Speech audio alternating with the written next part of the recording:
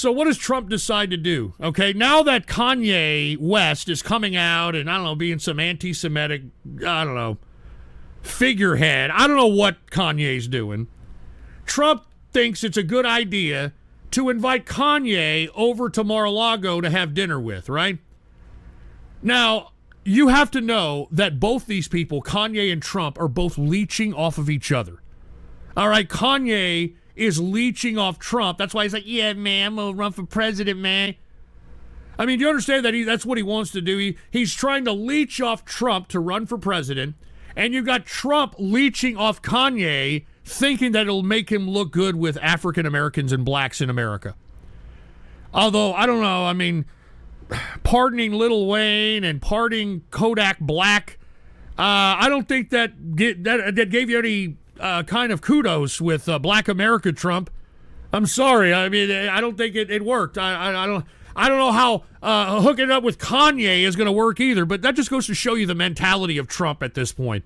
You know what I'm going to do? I'm going to invite Kanye. He's going to come over to Mar-a-Lago. It's not going to be fake news. And he's going to try to win one over. And I find it funny that Trump, as he was going out, pardons Kodak Black and Lil Wayne, and all the folks that he inspired to do that January 6th crap didn't pardon one of them. Didn't pardon one of them. And yet you still have all these people, yeah, Trump, he's patriotic. He loves America. Anyway, don't mean to digress. So anyway, Trump invites Kanye over to Mar-a-Lago, and for whatever reason, Kanye brings Nick Fuentes. Are you what? What? Put the PC shot on. Trump dined at Mar-a-Lago with white nationalist Holocaust denier Nick Fuentes, along with Kanye West.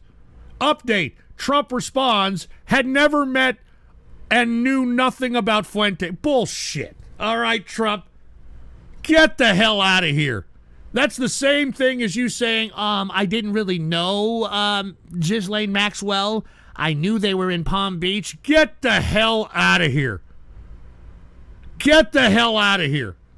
You know who Nick Fuentes is. I mean, members of Congress who spoke at his stupid America First crap have all been criticized throughout the media, and you're going to tell me you don't know? You're a freaking liar, Trump.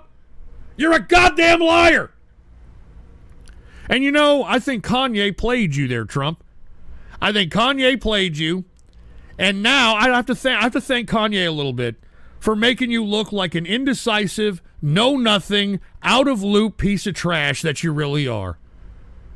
Can you believe this? Had Nick Fuentes dining at Mar-a-Lago. Unbelievable. Let me show you who Nick Fuentes is. He's kind of a twinkish, boyish-looking fruit bowl. Let me show you just an example of what I'm talking about here, okay? Now, look. What I'm about to show you is a live stream that took place about 2 years ago when Nick Fuentes was out at a shopping mall with Baked Alaska. And I just want you to look at this is the person that the media is writing about. This is the person that Kanye is hanging with. And you have to ask yourself, what the hell? What's going on here? And Woke Millennial said Milo is Kanye's new right-hand man. I know, I've seen him in the entourage. Here, put the PC shut on. I'm not gonna leave this on too long, but here's Nick Fuentes. No, of course not. We're not the same. We're different. Right, because women are stronger. Let's go. No, you're not more powerful. We're physically stronger. We're stronger. How come there's never been a... Now, notice the Fortnite shirt, okay? Now, this is supposedly a politically dangerous anti-Semitic man out here. I mean, this is the guy who Kanye is hanging with for some type of legitimacy, and I don't know. I don't know if it's political legitimacy. I don't know what it is.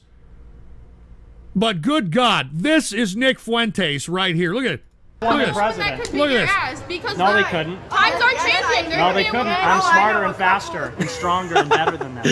I know a couple. He's just trying to make me mad, so I'm not going to. No, he's not. We're Facts just right now. there's been no. Anyway, they're talking to some young, obviously pre-teenage girls. I mean, this is typical of people that play Fortnite, watch anime, which Nick Fuentes does. I mean, what kind of a so-called political figure that is supposed to be so dangerous wears a freaking Fortnite hoodie? Okay? Now, look, I'm only bringing that up because I'm just showing that Nick Fuentes is a freaking weirdo kid. And why the media is putting this idiot on a pedestal is beyond me. What is the outrage? Why is there so much outrage with Nick fucking with Ye? Because I mean, I know the association is crazy, but the association with let's say a celebrity, the association with celebrities versus, what I'm saying, fucking with Jeffrey Epstein and then Ye fucking with Nick. I mean, why is there so much outrage with Kanye doing this shit? You know what I'm saying? Well, because Ye is arguably still probably, what would you say, the most popular musician alive right now? Well, he's up there. He's Drake, up there, right? Drake's a lot bigger, maybe Taylor insanely- Swift, but his music is not really like what it once was Sure, for that's people. true, that's true. But in terms of In terms of celebrity, name, he's celebrity status, one fashion. of the biggest, Yeah, for sure. especially in hip hop. Yeah, One of he's the most top five, influential people Yeah. in pop culture of the past 15, 20 years. for sure. So when this guy who has a platform and is talking to, people of all ages and is starting to connect to somebody that's like arguably like a white nationalist, I can understand the concern, right? But if I was to run for president and then I was like, you know what? Well, let me hire Destiny, because Destiny, if I go up to debate and I go for these interviews, there's no fucking way you can belittle me, because I have Destiny right behind me that can intervene and change the course of this fucking interview. So I feel like is that's Nick Fuentes just the right wing Destiny? Jesus Christ. That's how he's being characterized. It's here. important that Over the past week, there was a particularly big news story that's resulted in a continued news cycle, which is now going on for over a week, which is in many ways unheard of. But right now, because Donald Trump went to dinner with Ye and Nick Fuentes, among others, he is now being denounced by Mike Pence, several Republican senators, and for whatever reason, this story, for many reasons I suppose people have made, this story has persisted till today. And we are able to actually sit down with several of the individuals involved in that story, notably Ye, Nick Fuentes, and Malinopolis, of course, who made the dinner happen. It's my understanding, or at least got the. I had the dinner invite before I met Milo. Okay, my bad. There you go.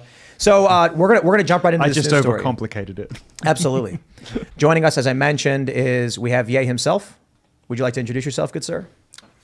You did it. There you go. I think everybody knows who you are. And which of you gentlemen would like to introduce yourself? Nicholas, please. Hi, yeah, I'm Nick Fuentes. First time here on the Timcast. Thank you for having me. Yeah, absolutely. What do you do? Oh, I'm a live streamer. I do a show called America First on cozy.tv. All right. And of course, Milo, you were here a couple weeks ago. Yes, I'm your best ever guest. So we've been told that the episode with you was one of the best podcasts ever. People really enjoyed hearing you speak. I think that's accurate. Okay. Yeah. Well, Thanks for coming back. Thanks. I was wondering how I was going to make it even more extraordinary the second time I visited, but I think I might have pulled it off. All right. And I'll just pull up this story from The Hill, which is from earlier today at 5 p.m. Pence says Trump should apologize. It's wrong to give anti-Semite a seat at the table. This, of course, is related to a dinner that happened, and I was wrong a little on the details. So a dinner happened.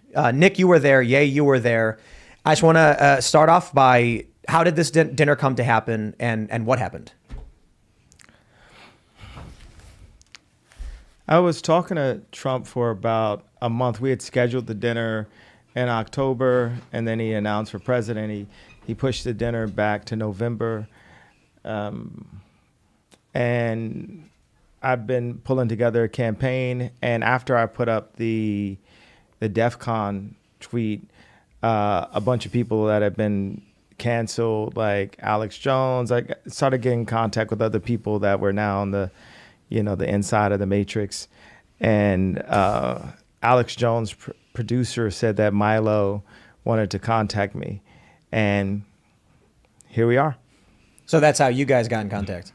Yeah, originally, and then I suggested that we bring in Nicholas as a enormous extra brain firepower that he is. Most extraordinarily brilliant political commentator of his generation, and he's been treated just about as badly as anybody. So I thought he deserved to be in the room too. And yeah, that's pretty much how we got together. So this is how you get in contact, the three of you. How is it that Nick ends up invited to this dinner, and what happened? Well, he he was rolling with me. I was impressed with Nick, and I was like, just come to the dinner. And we had Karen Giorno pick us up from the airport. And there was a lot of back and forth. There's another gentleman named Jamar Montgomery that was with us. He's an engineer at Boeing, and what's it? I'm telling him we should raise everyone's volume. Okay, cool. And we sat there, and it was like when Trump came in, I said, do you want to sit alone? He's like, no, bring your friends in. So a big thing is like Trump had no idea who Nick Fuentes was. But this whole, I just got to go right to the heart of this anti-Semite claim that's happening. This is something, if you read the definition, it says you can't claim that there's multiple people inside of banks or in media. I think the issue is, one way to put it, is you're expounding upon a localization issue that you've witnessed, right? Let me clarify. There are a handful of people that you see are Jewish in a certain place, and then you associate Judaism with the power, whereas I view that as not relevant to it. Like, yeah, you're substantially more powerful than I am, but I don't view what you're doing as an issue of black people. Yeah, but have you ever heard the term the black vote? So it's okay to put us in one net, but it's not okay for me to put them in one net. Yeah, but I mean, that's the basis of the hypocrisy that people have been thinking about and knowing about and realizing for decades. We were all wondering how this dam was going to break. Everybody in the country was wondering, what is the root of this hypocrisy? Why can people talk about white people a certain way? Why can't they talk about that group a certain way? And the wretched and wicked and oppressive prevailing orthodoxy of cancel culture, well, it turned out that the one thing that was going to break the dam was the biggest star in the world, and it took the biggest star in the world to do it. And now the dam is broken. So let me tell you my issue. I don't like identitarianism. You guys are familiar with what that is? Well, they started it, and they've been visiting on us. We're trying to break it. When I was asking you about running for president, you immediately said, well, you'd be good for the black vote. And I said, is that because I'm black? No, not just because of that. So is that, are you doing the same thing? I didn't say that was the only reason. I said it was because you're personable to the common person, and you probably would do well with the black vote. Absolutely. Just because I'm black, because a lot of black people don't like me. Of course. I think race plays a role in a lot of things. Absolutely. And I think that I think the construct of race has really been forced upon us as just something for us to be woke about and just constantly talk about and use it as these like walls. Couldn't you say the same thing about Judaism? Well, let's look at the facts of what I'm saying, though. If you say in this neighborhood where they gerrymander, there's this amount of time. So, hey, I wasn't doing that. I was just gerrymandering the lawyers and the Hollywood executives and the people at the bank that debanked me and then froze my accounts. It's like we want to jump into protecting the idea that we can't put a net around something, right? But that's been my job as a producer to take, a Roy Ayers sample and put a James Brown drum and put it within a 2-minute, 3-minute song. That's the way I actually think, and that's the way I talk. And now this morning I found out that they were trying to put me in prison because what they did was I moved $140 million into JP Morgan. And I said, I want to talk to Jamie Dimon. Like, look at me. I'm just going in naive, multi-billionaire. Like, maybe Jamie Dimon will let me in on some deal flow. Wrong. And I'm just like banging my hands like, I want to meet with Jamie. And I start complaining online. And then they debank me for complaining.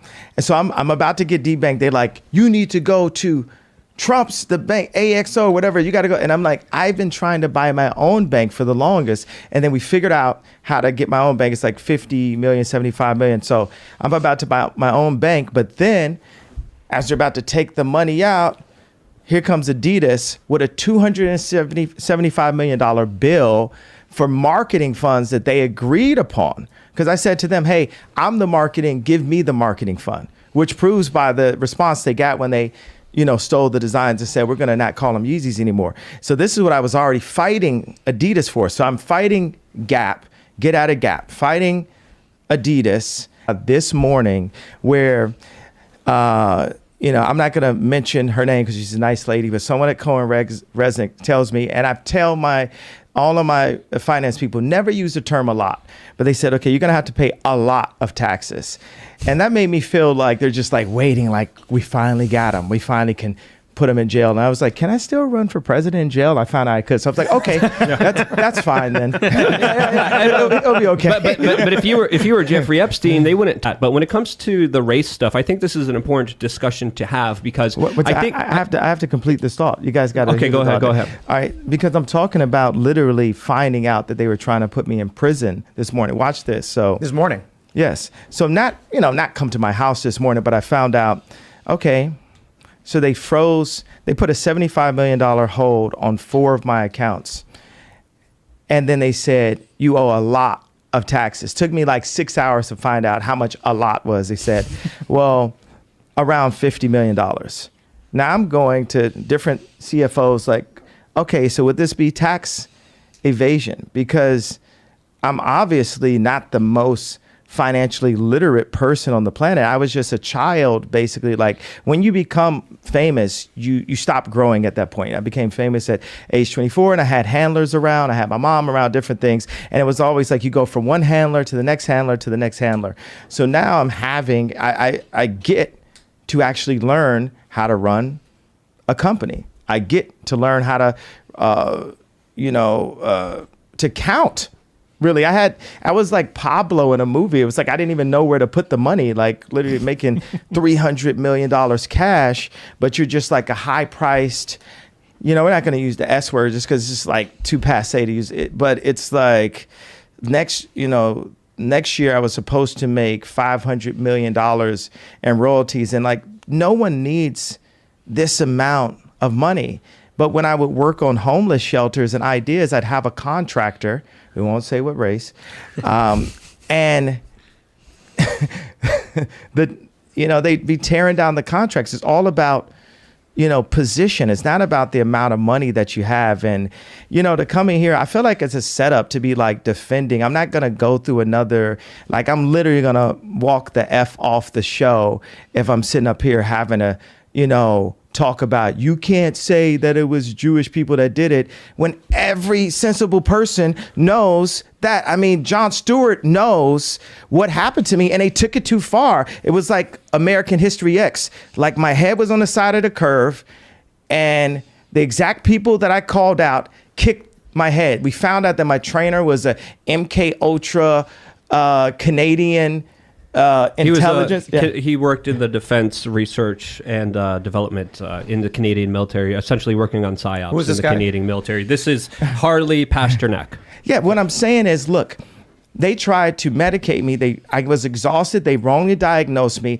and they when I asked them how much lithium did you want to put me on exactly, it took them 4 days to answer because they were embarrassed about the amount, right? And I refused to take this, right? You understand that if I had taken the medication, I would not be here, and it would have been, he was deeply troubled. We miss him. We love his music, though. Well, they would have Britney Spears too.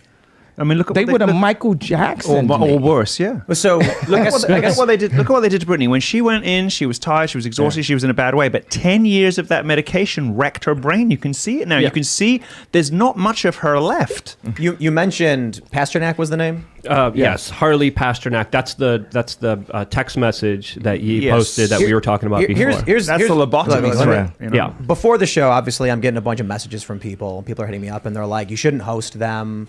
They're anti-Semitic. They're white supremacists. They're racist."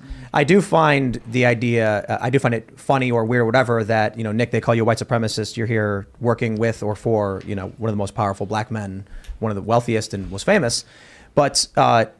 A lot of people were saying on the right specifically, don't platform them. Mm-hmm. And I said, well, I want to understand what they're thinking and why they're thinking it. They're they're involved in what may be the biggest news story of the past week, and we have an opportunity to sit down and talk. Because the red media controls both sides. It just said it as simple as possible. Jared Kushner was next to Trump. Ron Emanuel was next to Obama. But see, since 1940, go ahead. I was going to say, isn't that an issue of these individuals? Like you're extrapolating. I'm going to order with the last of my money that's available in a different account, I'm going to order a PJ before I sit and have another Lex Friedman setup conversation. When I'm literally they're trying to put me in jail for my opinion. But I not, get that. I'm not going to have that opinion. I don't care about people. Those are bots that are trying to tell you. We realize, look at Pence. He sold Trump out. You get what I'm saying? It's like, I would have never wanted to do anything that hurt Trump. I'm on Trump's side. Trump said things that hurt me. He lied about me, but I mean, he's known for lying. And when people used to tell me that, he's a liar, it's like, I went into the trenches for Trump. That's another conversation. There was no one in my position that wore that hat. And all of my surroundings exhausted me. It was like death by 1,000 questions. I know I'm jumping to another thing, but what I'm saying is, I know you got a rep for your people online, but it's you got a person in real life that I'm not with it, bro. I lost the money for the freedom of speech, and that's what makes me the only American that we know that really deserves to run the country, because everyone else, your boy DeSantis, Trump, whoever they raise in a petri dish over on the Democrat side is going to play the game. Look, and here's what I was trying to get to. You went right into the anti-Semite thing. I think it's something that should be talked about. But if you start bringing this up, you're going to ask my opinion on it. I'm going to disagree with you. I didn't ask your opinion on it. You jumped into it. But I don't care about your opinion. I like your opinion on how we win an election, but I don't care about anybody's opinion, bro. I lost. They tried to put me in jail. They blocked $2 billion I had. Like what I told Farrakhan, I said, look, is it anti-Semitic for me to say his name out loud? Like I told minister. The minister. Like I told Obama met with him too. Oh, he was. Yeah, I mean, the Jewish people allowed Obama to meet with the minister. So Farrakhan said, well, did he have the money? The contract for the next 4 years, if I hadn't done anything, would have been $500 million a year for 4 years. What I was fighting for was the IP, so my children could, I'm sorry, just sometimes I think about 7 thoughts at one time, because anything I see, I come up with like 7 answers to it and then just choose what it is. But the thing is, when I said my children, the reason why my brain kind of blocked, because it's like God is saying, your children are going to be okay. Baby mama's got money, right? God is using me. He's breaking me down, removing all of the, richest person, all of this, so I can serve him. And the more and more those things are taken away from me, the more I can be empty and be a vessel and be able to be used. And right now, it's like, you're not going to take, if we can't, you're not going to take my pain away, right? The Jewish people say, it's the Holocaust, this happened, and you can't say anything about it. We can't take their pain away. No one's going to denounce the fact that they tried to lock me up. That's what, because every time I'm just holding stride, and it's like, I thought I was more Malcolm X, but I find out I'm more MLK, because as I'm getting hosed down every day by the press and financially, I'm just standing there. And when I found out that they tried to put me in jail, it was like a dog was biting my arm, and I almost shed a tear, almost, but I still walked in stride through it. Yeah, I think they've been extremely unfair to you. Who was they though? We can't say who they is, corporate can we? press. I'm not using I don't use the word as the way I guess you guys use. I'm talking. It is about them though, isn't it? I mean, because because when you think about it, consider it. In 2018. What do you mean it's not? What do I mean? Like, okay, so how about? Are you leaving? Are you referring to the press? He's gone. I'll say it right now. You guys want to bring that stuff up? And then have think the we're not going to have a conversation? Like have the discussion. Like you think Ye's going to come in here and say, here's my pain, here's my suffering. I'm going to say, I hear you. And then he's going to say, and it was Jewish people. And I'm going to be like, okay, but don't you consider, it's like, I'm not going to do this. I refuse. Make sure he's cool. All right, go for it. Luke and I will have a conversation. So I can't say I'm surprised. What do I even do?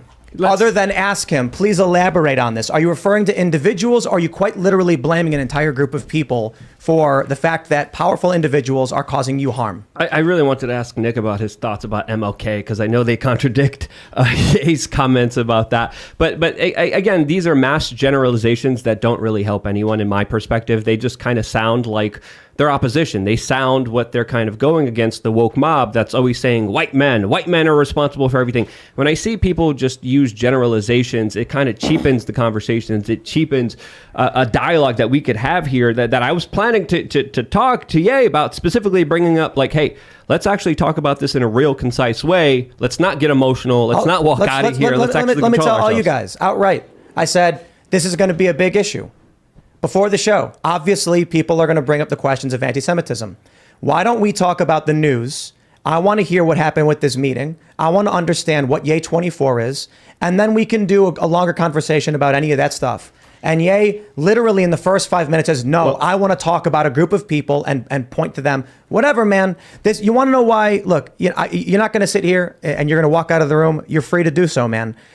But literally, I said a couple sentences about, I don't think that's fair. Did I insult the man? He seriously can't handle. He can't handle it. Raymond G. Stanley Jr. says Nick and Milo set up Ye. Set him up for what exactly? To walk out of our studio. To walk out? At least he came at all. There are a lot of leftists, I'm sure, who wouldn't have even sat at this table. Before the show started, I was calling Milo Lord Varys. And he was screaming, "Don't call me that! Yeah, Stop it!" And I'm like, "Okay, Lord Varys." And I think Milo is a genius, just because. But Milo's a very, very smart guy, and he's extremely funny, and he's very, very witty.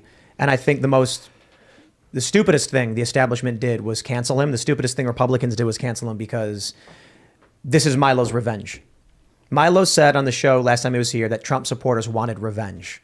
And now the narrative going around is that what's happened with Nick Fuentes at Trump's dinner and with Ye is revenge on Trump, because Trump's reeling from this. So you know what I'll do? Let's pull this up. Take a look at this tweet. We'll get some segments out of this. Igor Bobek. He is a senior politics reporter, Huffington Post. You know we love Huffington Post. He says GOP Senator Thune on Trump Fuentes dinner. That's just a bad idea on every level. Then he's got, Frank Thorpe. We cannot tolerate anti-Semitism. It's bad, says Cornyn Blunt. I've been tired about responding about what President Trump did. I wouldn't want to have dinner with either of those guys. Ernst, I think it's ridiculous. The point is, every single Republican is now coming after Trump over having done this. And Milo's the one who connected it. So I'd love to ask Milo, you said years ago that you wanted revenge over the treatment that you received after being canceled. Is this it?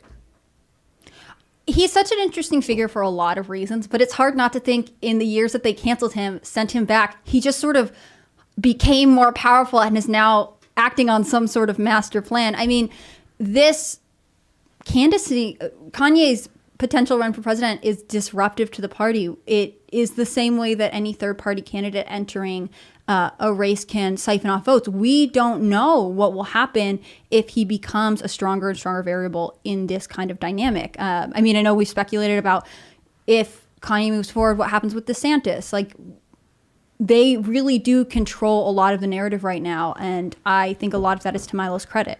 I think to respond to my good conservative friends who are messaging me like, Tim, don't have these people on, they're bad people. No. I think you should all invite them on. Because I think if anything is bad for their ideas, it's exactly what just happened. Yeah. Before the show, I get a bunch of people saying, like, are you crazy? The conservatives, don't host these people. They're trolls. They're anti-Semitic. How could you platform them? There's Republicans saying, like, we don't believe in platforming these people. And I'm like, oh, okay. Like when Antifa showed up to Ann Coulter's thing. I get it. That was more violent. But dude, don't tell me about deplatforming people that are in the news on a big story, because that means nothing to me. Why are they there? Why are they meeting with Trump? I want to know.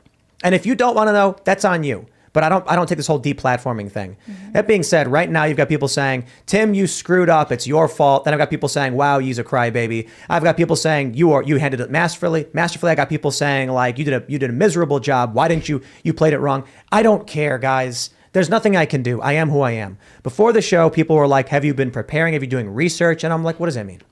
Like, all I know is I told them what the show is. I told them what the plan is.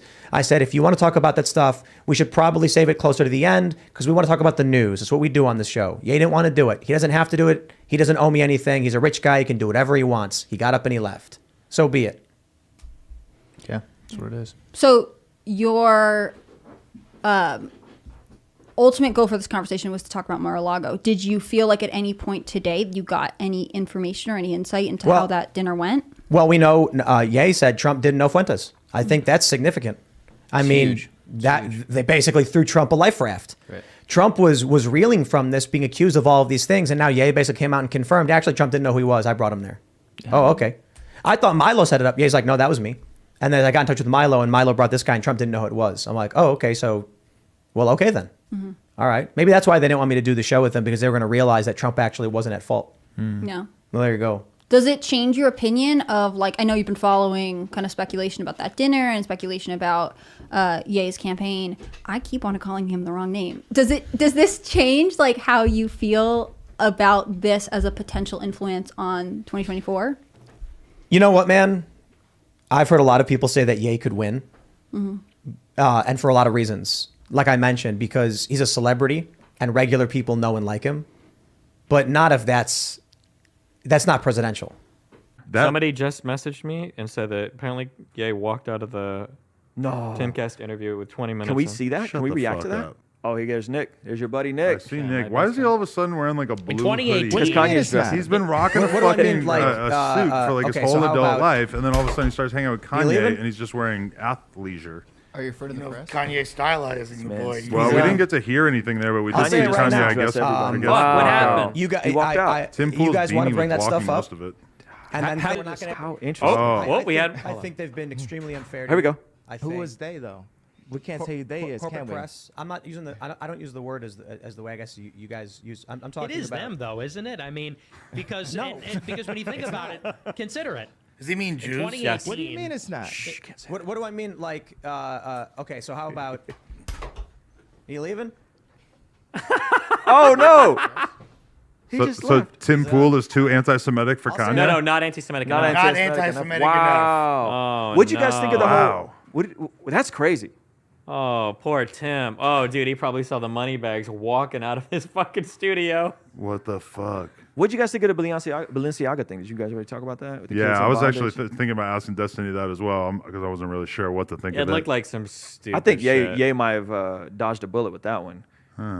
Did you guys see the follow up on like the books that they were posted and some of the weird stuff in the books and Kim dressed the exact same Oh, way? the thing that came out today, there with their head designer, Yeah, with the two dressing red Kim babies. just like this stuff that they dressed the babies Well, and in. the- Okay, hold on. two Do we red- think that they were like trying to send coded pedophilic messages? That's through what I'm fucking saying. Everett? Like, no what do fucking people think shot. that they actually were doing that? I don't necessarily think that, although I feel like a lot of times people play off the assumption that people are like using that Yeah. symbolism. Like, for example, No, no, listen to me, listen. I'm not saying that it's like pro adrenochrome or anything like that. What I'm saying, Some weird it's like, stuff, man. well, it is weird for sure, but like when Jay-Z, when everybody was like, Jay-Z's in the Illuminati, and then all of a sudden he had the Run This Town video, which had like Illuminati imagery all through it and all that, kind of like just to fuck with people.